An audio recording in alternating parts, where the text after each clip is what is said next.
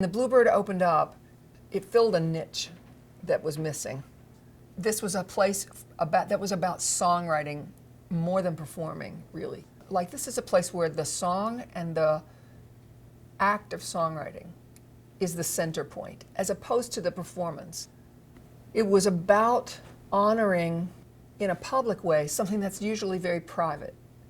And so, because the words of the songs and the songs in their raw form were what the place was about, it became, no, this is not the place to meet your buddies and have a watering hole and the people in the back bar are all talking.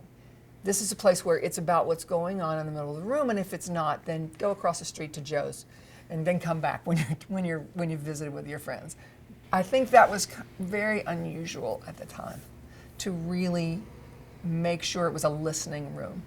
And I think that's another thing that really kind of wound up making it legendary. When we first moved to Nashville, the proper Southern thing, we had to find a good church to go to. So we went on a Sunday night, got there, the air conditioning was broken, so they canceled church that night. So we had the night free, so we're like, we've heard about this Bluebird Café place, so, you know, we heard Vince Gill got his start there, or Garth Brooks, we just heard the long list of people, so we decided to go there.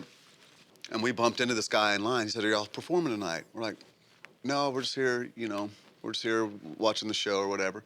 He's like, "Well, I'm a guitar player, so if you guys ever need, you know, a guitar player, let me know." We got his info. And at that time, we were just writing and singing a cappella. And that's how we found someone to put music to our lyrics, and then we ended up going back there and playing with that guy. So I would say Bluebird had a huge impact on the start of the band, and having to go there and sing at 7 a.m., 8 a.m. just to make the cut is a pretty brutal thing, especially just two guys with their voices, but we made the cut. You go down to the Bluebird and see people, you know, showcasing their songs, a lot of great musicians, and people that become really good friends. There began a tradition here of songwriters playing in the round. And a lot of these guys, there's a real community here in Nashville of people who write together. So there would be people, you know, paired up in 2s and 3s in writing rooms all over town all day. And then they would come to the Bluebird and they would have written a bunch of songs together. So a bunch of people who were part of a network would get together and play in the round in the middle of the room. So they would sit where I'm sitting, and this is still big tradition at the Bluebird. 4 people usually facing in, and the audience is all around, and you tell stories and sing songs, just like we do in living rooms all the time. And so it became sort of an extension of the culture on Music Row. Only people got to participate in it too.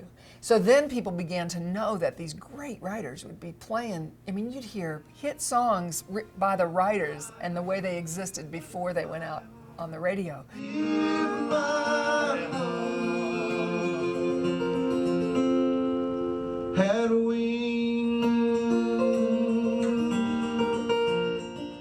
You can't create a place like this.